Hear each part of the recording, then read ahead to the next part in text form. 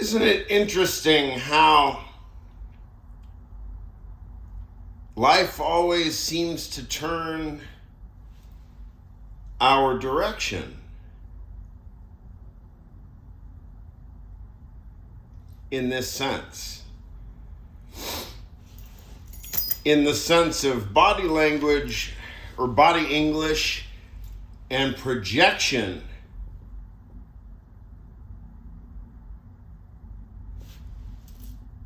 By virtue of what you talk about and what you think about and the life that you live,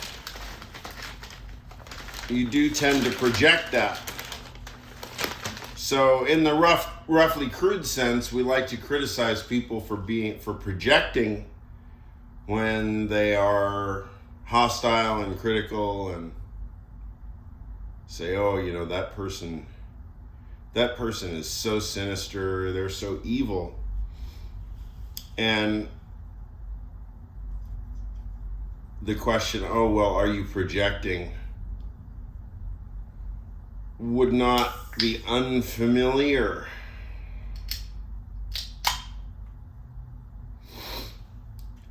And so in that sense, I am projecting. This is like autobiographical bias. So you have been forewarned.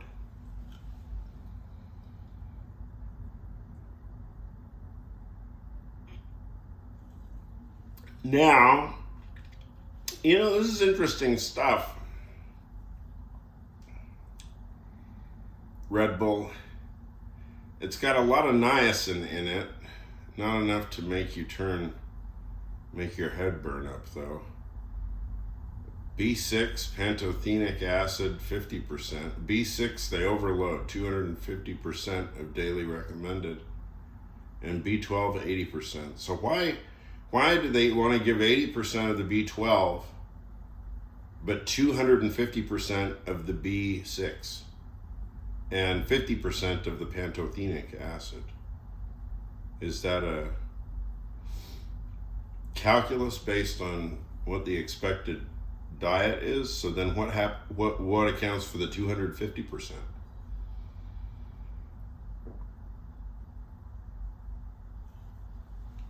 Of the vitamin B6.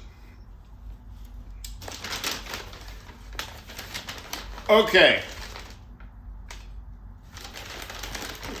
As I was listening to Ezra Klein's podcast, and he was discussing with Anand Giridharadas.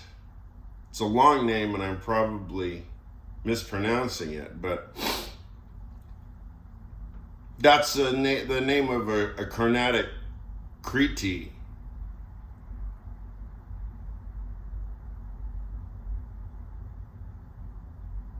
Giridhara.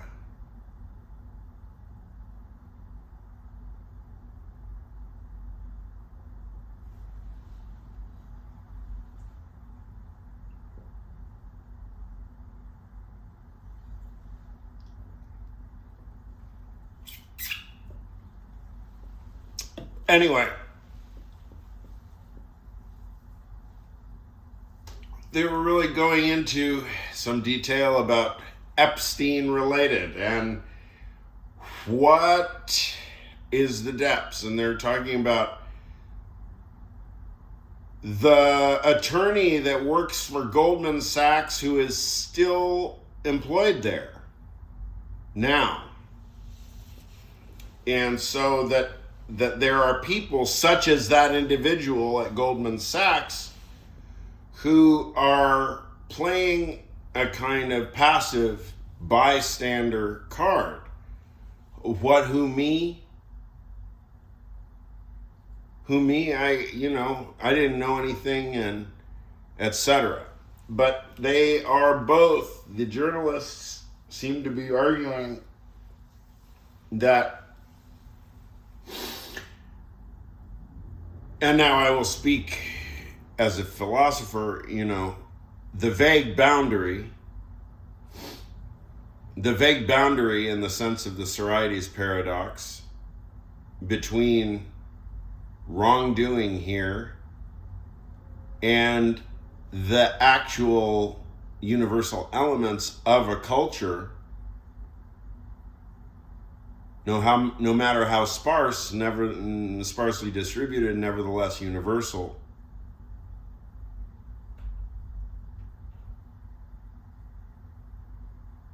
Such that participation in the culture, especially at the highest levels, suggests one's complicity.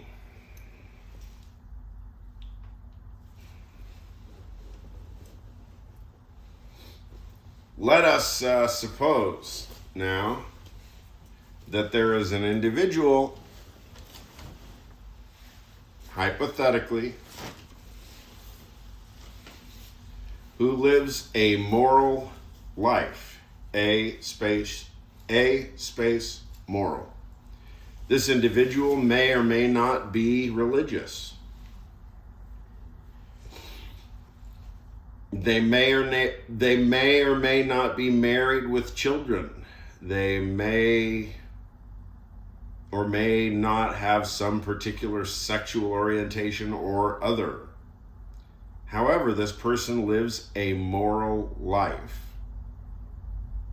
That's one fact in the hypothesis. And in that sense, it's meant that designation is meant to be testable, So we should be able to inquire about every aspect of that individual's life and see that they do live, in fact, in a moral way, with moral ideals in mind toward the good. The common well-being,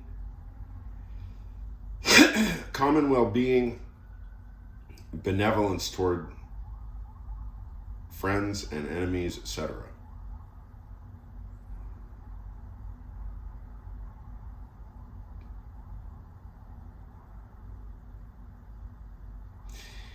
And let us suppose that this individual is old enough to roughly start being gauged on their general character and the general results of their capacities to engage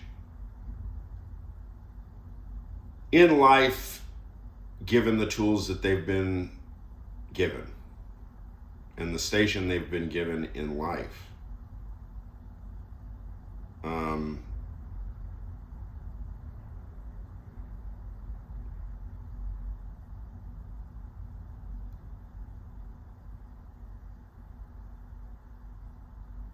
So this hypothetical individual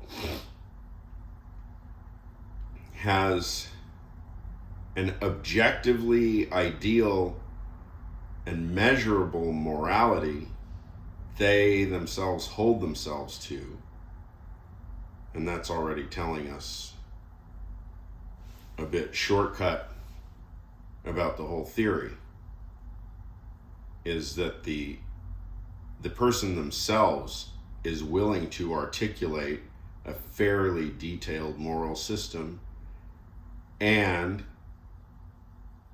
demonstrate in whatever ways to a convincing degree of a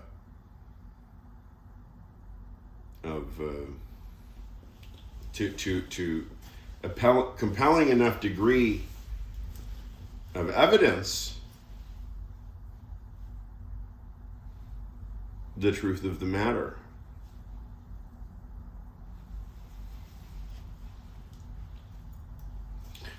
So we assume that the individual lives a moral life, and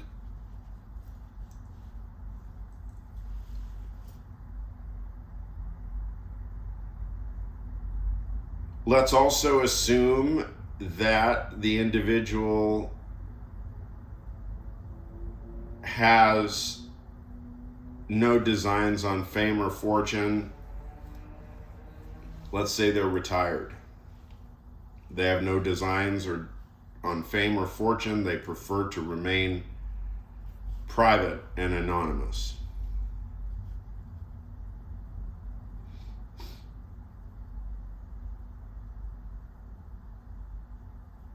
And we're supposing that this individual is professionally successful enough. I mean, we're to assume that the individual has engaged fairly deeply with one or several related or diverse lines of work professionally. Now, at the same time, we have Epstein-related subject matter such that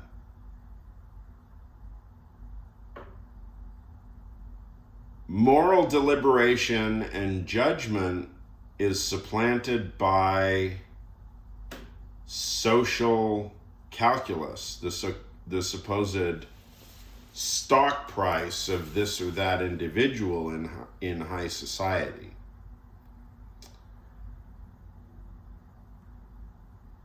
And clearly, there are many rich people that have nothing to do with that particular subset of society. Warren Buffett, we don't know what he gets up to in his spare time, or his erstwhile partner, Charles Munger, peace be upon him.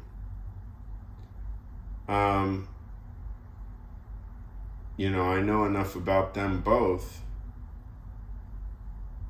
that I would be quite shocked to hear that they had engaged in any kind of untoward behavior or ungentlemanly like behavior. Of course, nothing's that shocking these days. I mean, if you told me that Warren Buffett has just been arrested for, child sex trafficking, I'd just sort of throw up my hands and say, oh, well, what's the world coming to? But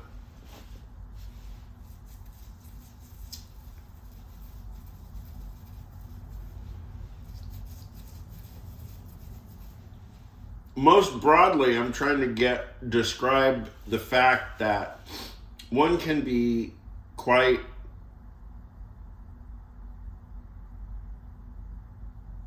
average success in ordinary life, yet, as we all know,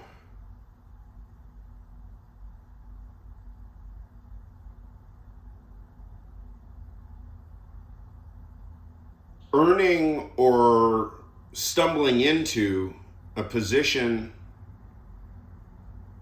commanding some fair degree of public attention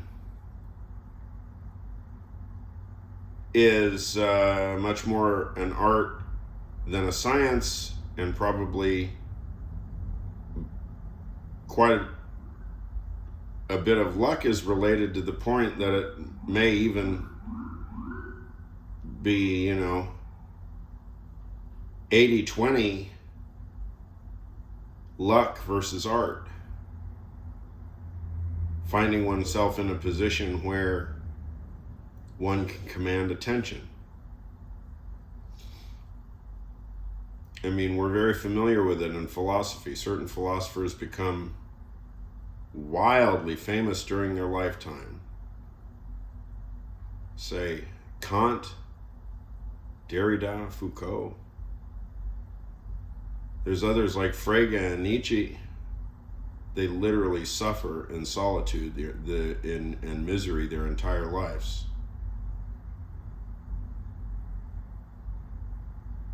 So, in other words, welcome to life. There's all kinds of people. There's all kinds of people.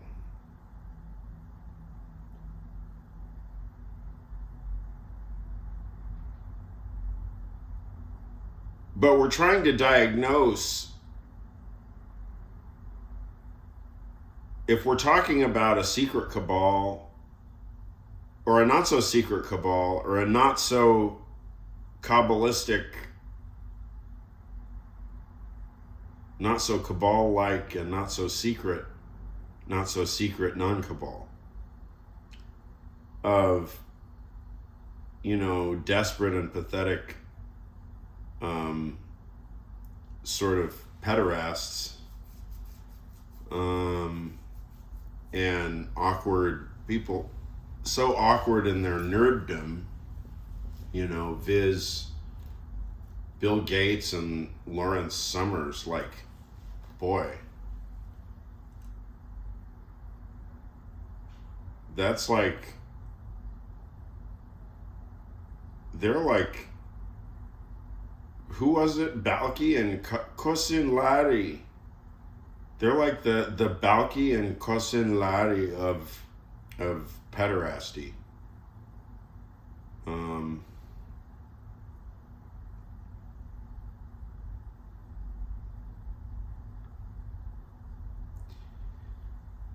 So, okay, clearly not everybody in society is a heinously despicable pederast, right?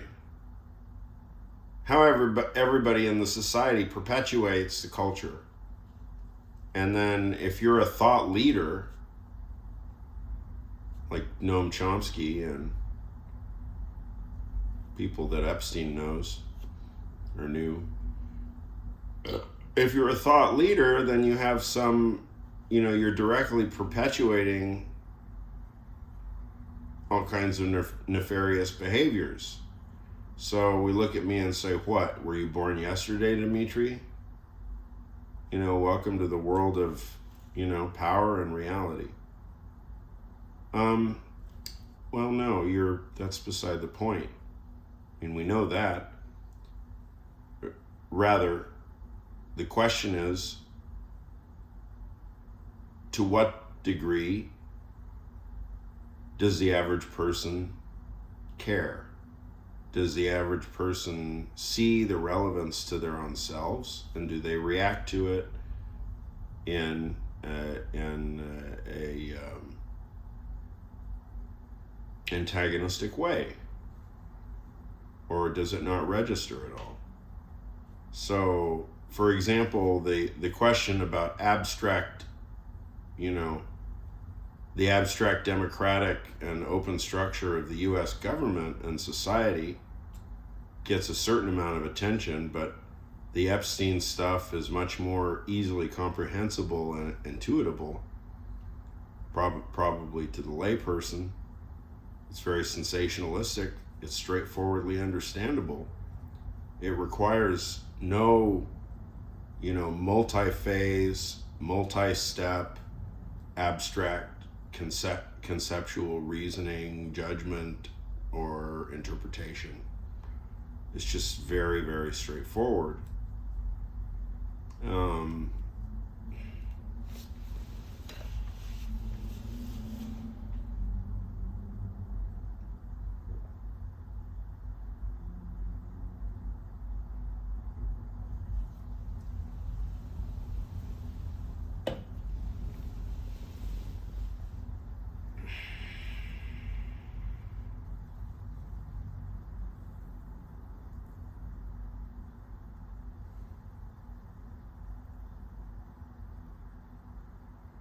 There's no accounting for taste. There's no accounting for natural talent either.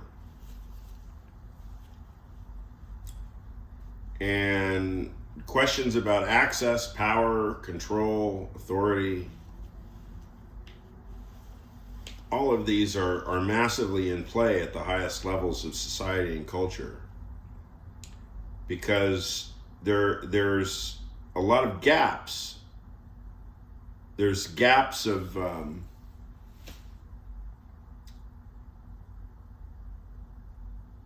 it's like deficiency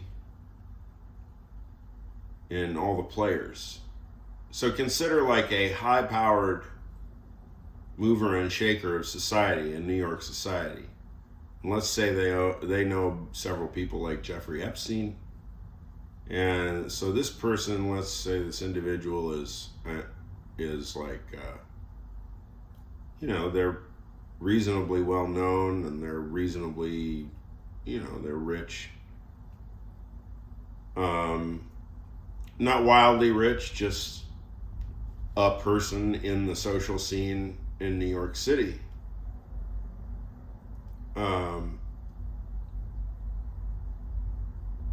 Definitely at the, well, maybe they are wildly rich. I don't know. I mean, the point is to imagine a typical, whatever that is, kind of New York City mover, shaker, socialite who stands there at the fundraising gala meeting ex-presidents and, senators and Hollywood people, and they're really, it looks like they're really kicking butt, right?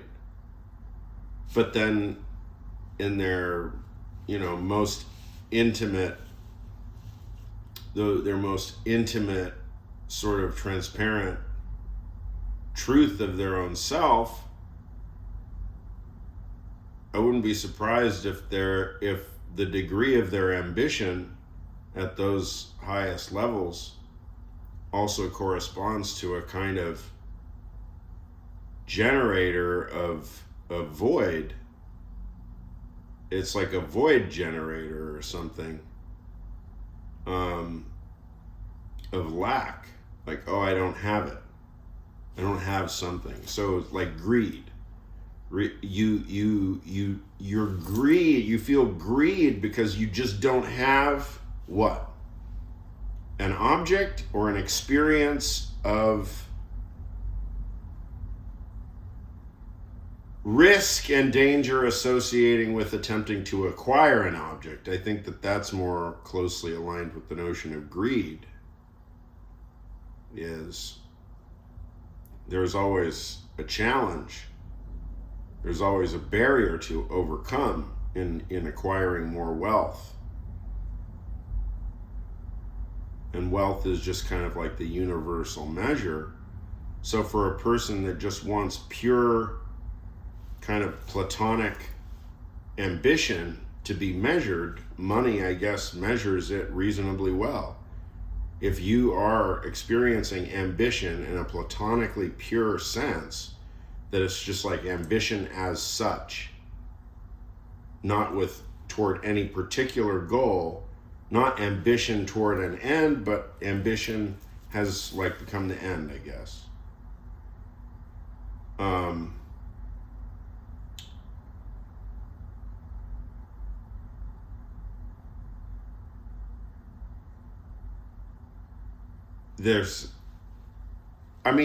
Whether or not it's a lack, that word is really, it's a very overladen word, and you're going to immediately hear people murmuring the word Lacan, and they're probably Deleuze and Zizek and people like that.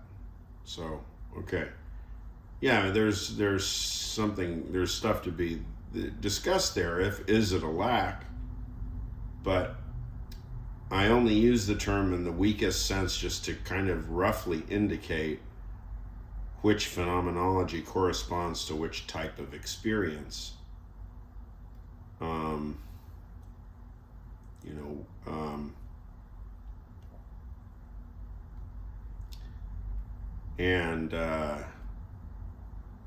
it's described, well, if you don't have, one of the descriptions that I thought was interesting was about the role of academics in Epstein's world, how there's a sort of like asymmetry. Academics really lack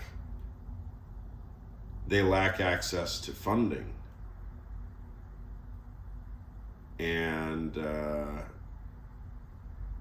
business people and entrepreneurs often are boring as fuck and probably fairly stupid. And so being associated with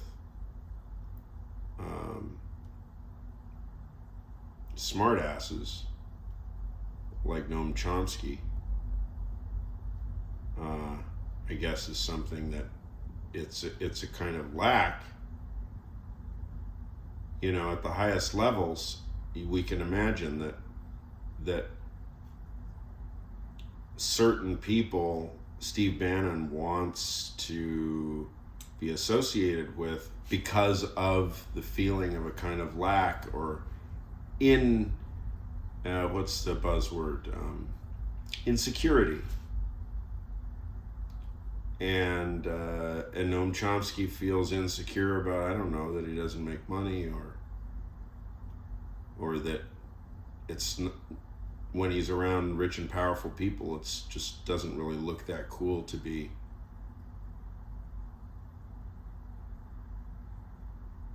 whining about social issues the way he does. But then again, there's plenty of people in that whole elite networks that they apparently have no hesitation to say all manner of hypocritical things. Steve Bannon referring to MAGA and Trump voters as 100% cracker through and through. And I don't know, when I heard Ezra Klein or Anand Giridharadas, pardon my pronunciation, mention that about Bannon.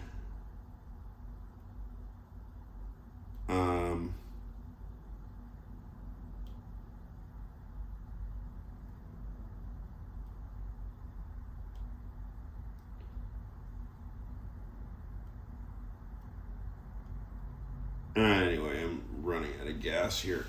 Am I running out of gas? Did I make my point? No, I didn't even really begin to make my fucking point. Anyway, morality. Look, if there's a kind of stock price, powerful individuals have this kind of stock price that can be checked 24/7 according to their actual morality, the way they behave. And that just gets more and more transparent and conspicuous.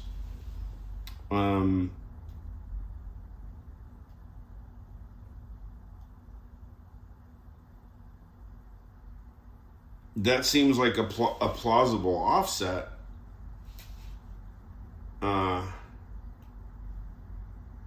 And that would explain why things kind of move contrast sort of Trumpian illiterate obscurantism, the opposing direction, as something like more further literacy, a deepening of our capacities for literacy and for critical thinking. It would be the anti-Trump approach.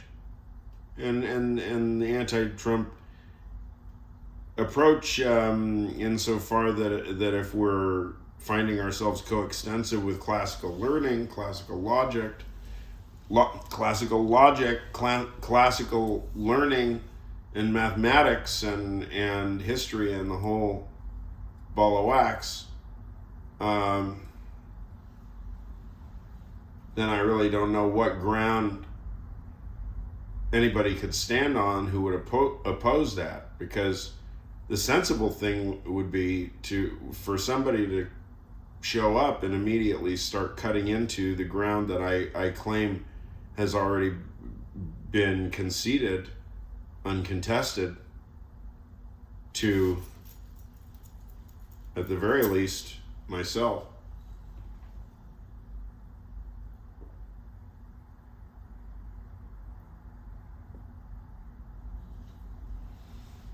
We are to entertain the idea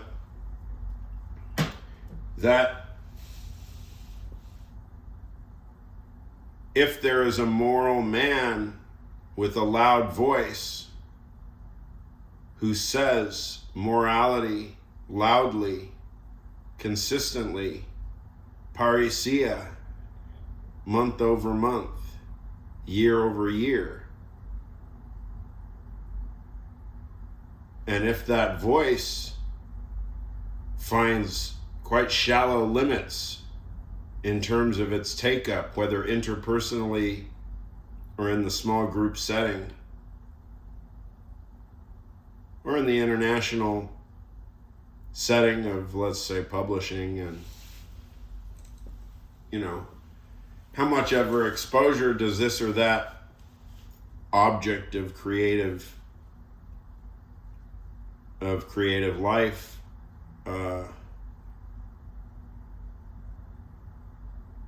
anyway.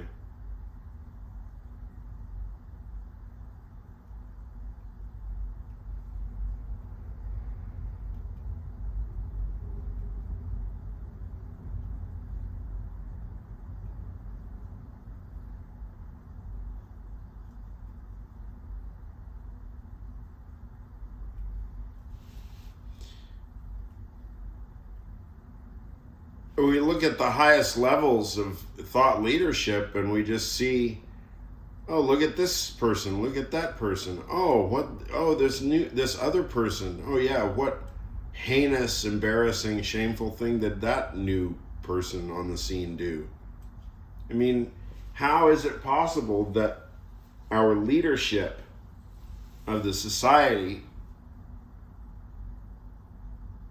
is, without hyperbole, without hyperbolizing, how can it be that the highest levels of our society are rotten?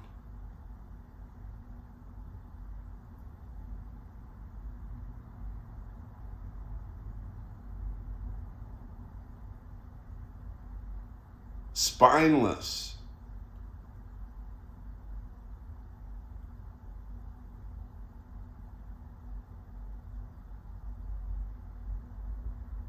Mindless and infected with doublespeak, contradiction, hypocrisy.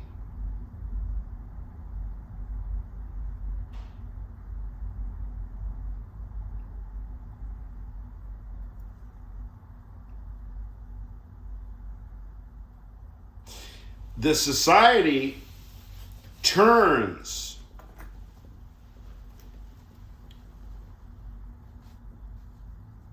toward a particular kind of regulative ideal, such that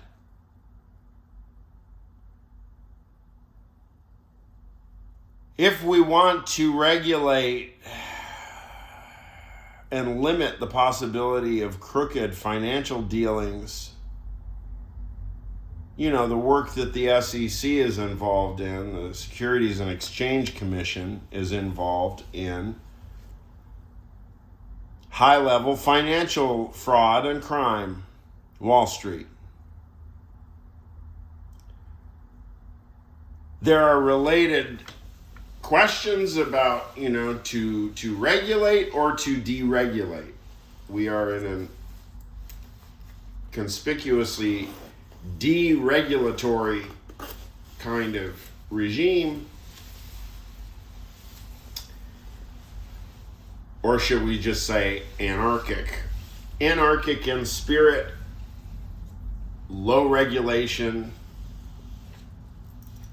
business regime. United States of America.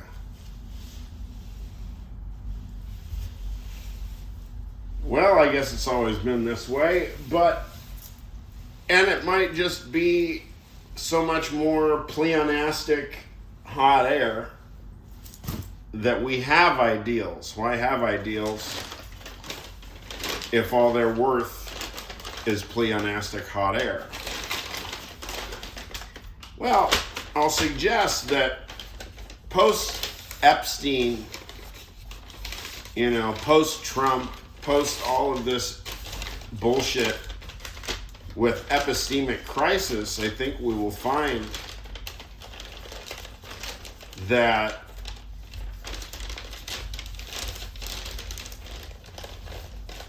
we can reinstall objective regulatory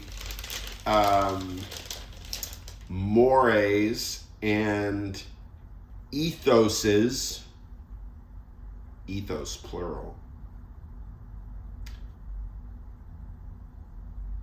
if some individuals here and there are willing in principle to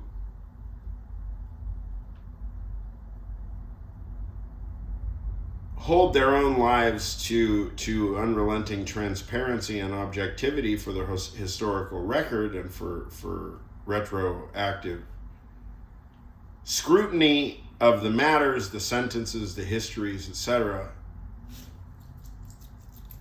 I don't think that there's anything that I would refuse to participate in or document, along the lines of pure first principles inquiry, pure science. Because I think that, the more the better. The more candid, the better. Things that have been up until this far relegated or shielded from the public mind, or even from the mind of the private family. It's been the private secrecy of the individual solitary alienated in person that is really can get quite painful. And apparently we have not a small number of people in our country, in the United States, who probably do feel across the board alienated and marginalized and so forth. And the shame is on the United States and the people of the United States for not recognizing high quality intellectual labor and morality.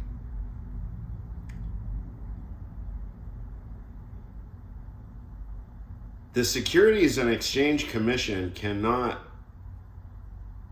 regulate your morality by scrutinizing your stock trades. No.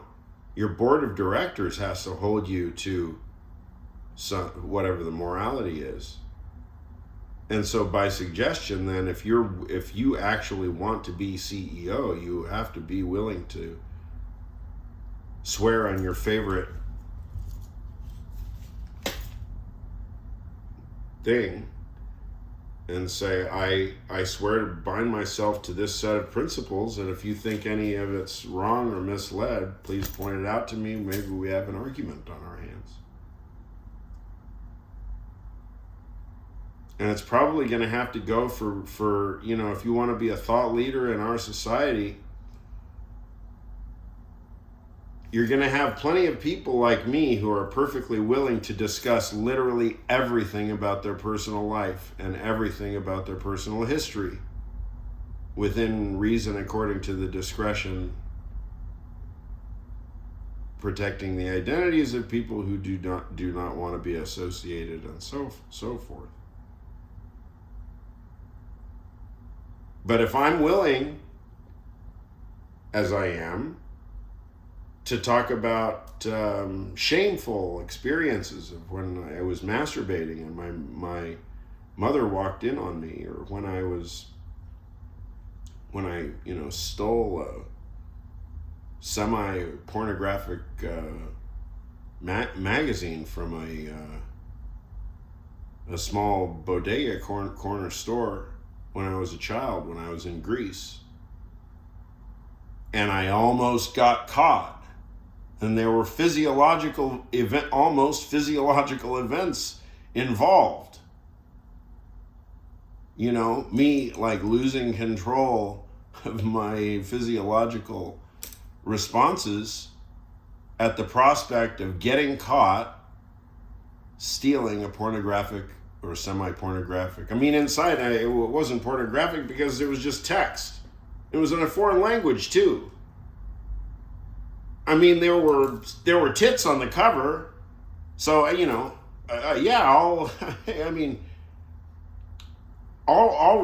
break the law for a pair of jugs. Hell, how old was I? 9, 7, 8? I don't know.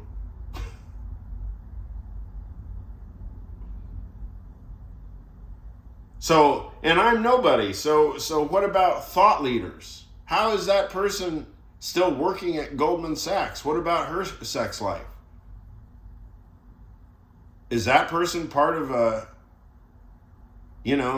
pederasty club, or do they have a sex life that they're happy with, or are they sexually frustrated? I mean, we're going to have to know all this stuff now because, hey, guess what, folks? Morality is back with a vengeance.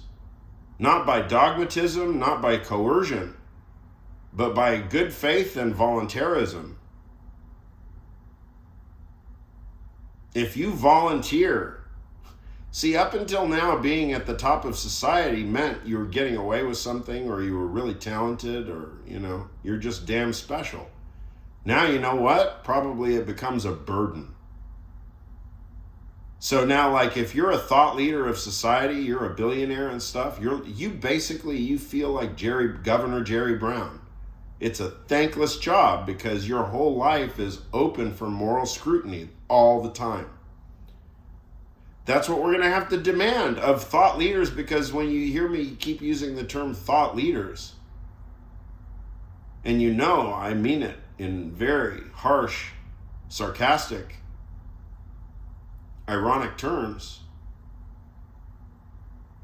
I mean, we are very far away from a society who that has any kind of real thought leadership that's verifiable, traceable to historical roots, where the tradition can be shown clear through. I want to see the legacies of professors. Forget your blood and soil bullshit. I want to see the legacies of the professors that go straight back genealogically to George Washington, Alexander Hamilton, and James Madison, for starters. Who alive today is genetically related to those people? I want to talk to them. Right? We're getting down to brass tacks, people. One way or another, we're going to have to think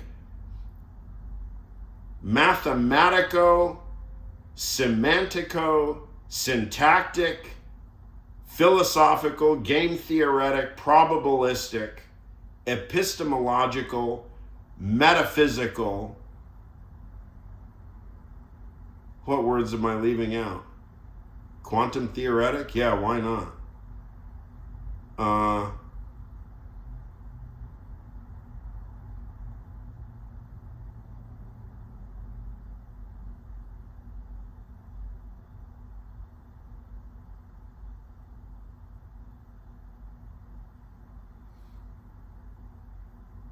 The highest levels have to be coextensive with the highest levels. And if we have reason to doubt, especially people that have an unusual degree of individual freedom, capacity, resources, leeway, reach, etc. And we have so many examples of just individuals who are exploiting that privilege for very base, one-dimensional, useless, pleonastic ends.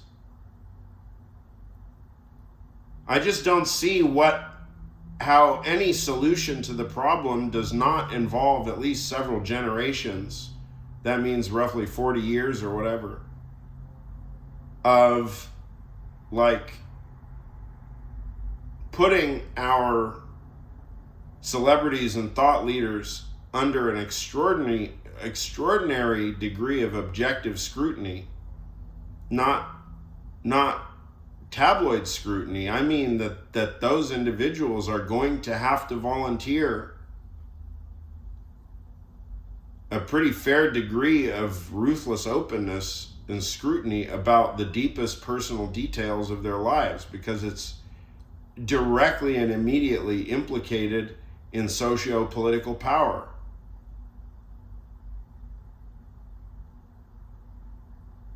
And if there are movers and shakers at the highest levels of society that are engaged in morally dubious behaviors, it seems to be at a historical crossroads now where a few decisive gestures and moves can be made such that a positive and clear, straightforward conception of morality can really come back into society at high levels, and we can again take seriously the idea that a leader of the society is not exempt as much as